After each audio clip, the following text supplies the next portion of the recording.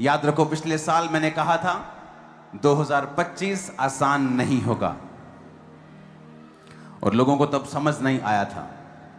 मैंने कहा था यह मेहनत करने का साल होगा, लेकिन परमेश्वर हमारे साथ होगा।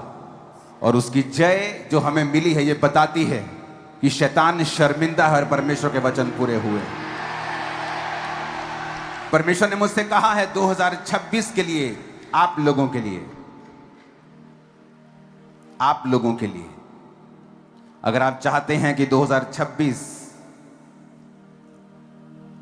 जो कि दुनिया के ऊपर साइबर अटैक्स, कंफ्यूजन्स और टेक्नोलॉजी को एक कर्स के रूप में देखने का साल होगा लोगों के लिए,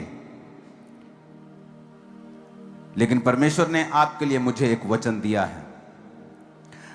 पहला कुरिन्थियों 12 उसकी 10 आयत में लिखा है, फिर किसी को सामर्थ्य के काम करने की शक्ति, किसी को भविष्यवाणी, किसी को आत्माओं की परख, और किसी को अनेकों प्रकार की भाषा, किसी को भाषाओं का अर्थ बताना, किसी को अनेकों प्रकार की भाषा बोलने का वरदान देना, और किसी को उन भाषाओं का अर्थ बताना।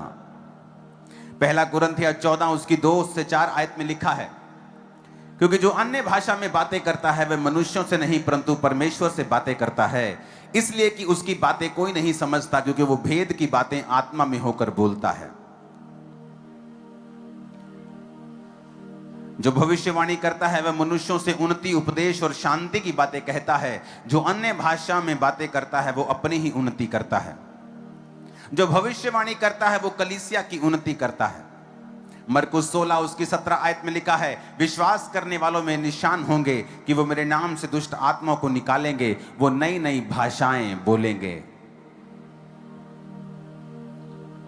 नई भाषा बोलना एक वरदान है, एक गिफ्ट है,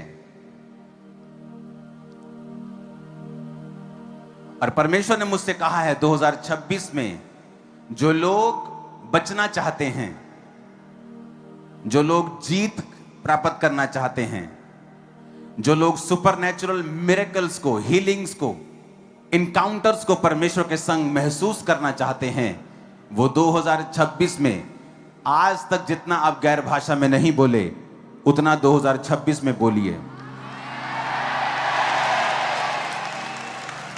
गैर भाषा बोलना आपके लिए 2026 में लाजमी होगा, जरूरी होगा।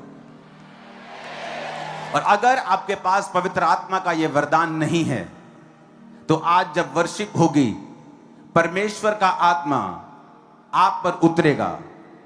जो ऑयल आपके हाथों में है उस ऑयल से आप अपने माथे को मसा करें, और जब वर्शिप होगी उस वर्शिप के दौरान उस ऑयल को अपने माथे पे लगा के खुदाबंद से कहें कि जिस तरह तूने पेंटिकोस्ट के दिन 120 लोगों के ऊपर अपना पवित्र आत्मा उतारा था, आज परमेश्वर मैं अपने दिल को खोलता हूं, मुझ पर अपना आत्मा उतार।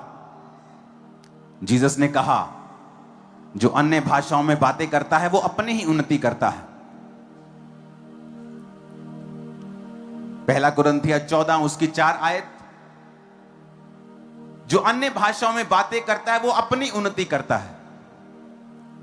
लोग बोलते हैं कि प्रभु के दास हम उन्नति करना चाहते हैं, हम स्पिरिचुअली बढ़ना चाहते हैं, हम स्पिरिचुअली चाहते हैं कि परमेश्वर हमें बढ़ाए। तो वचन कहता है जो गैर भाषा में बातें करेगा वो अपनी उन्नति करेगा। अगर आप गैर भाषाओं को पढ़ेंगे, बाइबल में लिखा है कि तुम अपने अति पवित्र विश्वास में आत्मा में प्रार्थना करते हुए, आत्मा में प्रार्थना करने का मतलब है गैर भाषा में प्रार्थना करना। और लिखा मैं बुद्धि से भी प्रार्थना करूंगा ताकि लोग भी समझ पाएं और मैं भी जो मुझे जानकारी है अपने विषयों में, मैं उन विषयों पर प्रार्थना कर सकूं। पर मैं गैर भाषाओं में भी प्रार्थना करूंगा कि जो चीजें मैं नहीं जानता मुझे चाहिए, ताकि मैं अपना शरीर पवित्र आत्मा को दूं और वो मेरे शरीर के द्वारा जो प्रार्थना करनी चाहिए, चाहे वो आपके द्वारा परमेश्वर किसी के लिए प्रार्थना करे, चाहे वो आपके लिए करे, उस समय के लिए आप पवित्र आत्मा को अपना शरीर किराए पे देने के बराबर है कि आप उसको अपना शरीर देते हैं। वो आपकी बॉडी को इस्तेमाल करता है, आप गैर भाषाएं बोलते हैं, और बहुत बार जब आप गैर भाषाएं बोलते हैं आप नहीं जानते आप किन लोगों के लिए प्रार्थना कर रहे हैं। लेकिन परमेश्वर का वचन यह कहता है जो गैर भाषा में प्रार्थना करेगा वो अपनी ही उन्नति करेगा। आज जो पहला पॉइंट परमेश्वर ने आपको बताने के लिए मुझे कहा है कि 2026 में जब आप चाहते हैं कि आपकी लाइफ सेम ना हो, आपको एनकाउंटर्स मिले, सुपरनैचुरल थिंग्स आपके साथ हों, आप देखेंगे 2026 में, ये बात मैं आपसे बाद में करूंगा, लेकिन इस समय मेरा कंसंट्रेशन है कि 2026 में आप टंग्स में, आप गैर भाषा में बात कर सकें। जब मुझे गैर भाषा मिली थी तो 3 शब्द मिले थे और वो 3 शब्द बढ़ते गए, लेकिन मैं आत्मा में भर गया था। वो गैर भाषा मुझे जब मिली तो बहुत आत्मा में मैं चर्च में भरता था। मेरे आसपास कौन है, मैं शाई किस्म का इंसान था उस समय भी। जब मैं डिलीवर हो रहा था तो लोगों की तरफ मैं नहीं देख सकता था, तो मैं चर्च के सबसे आगे वाले हिस्से में बैठता था, सबसे नुक्कड़ वाले में, जहां मुझे कोई देखे ना, लेकिन मैं पवित्र आत्मा से भरपूर होता था और मुझे कोई मतलब नहीं था कोई मुझे देख रहा है नहीं देख रहा, लेकिन मैं तालियों के साथ जोर जोर से, बस ऐसा था कि बस सॉन्ग चलता जाए और मैं भरता जाऊं। और आपको 2026 के लिए यह परमेश्वर का वरदान चाहिए, क्योंकि इसके जरिए परमेश्वर आपसे बात करेंगे और कुछ सुपरनैचुरल आपके साथ होगा जो जो जो नेचुरल नहीं होता। कि परमेश्वर सपनों के द्वारा आपको डिलीवर कर रहे हैं, सडनली आपकी लाइफ में परमेश्वर आपको कुछ रेवलेशन दे रहे हैं, आपके बिजनेस के लिए, आपकी लाइफ की किसी कमी के लिए, आपकी सेवकाई की किसी कमी के लिए आपको जस्ट रेवलेशन मिलता है। ओ यस, मुझे ये करना है।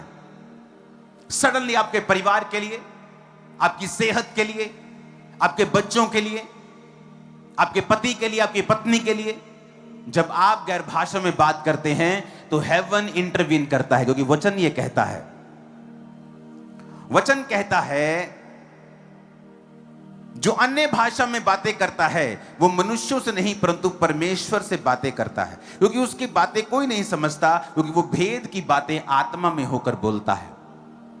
जब आप गैर भाषा में बातें करेंगे तो आप भेद की बातें आत्मा में होकर बोलेंगे, और ये आपके लिए 2026 में वेरी इंपॉर्टेंट है। ये आज मेरा पहला पॉइंट है।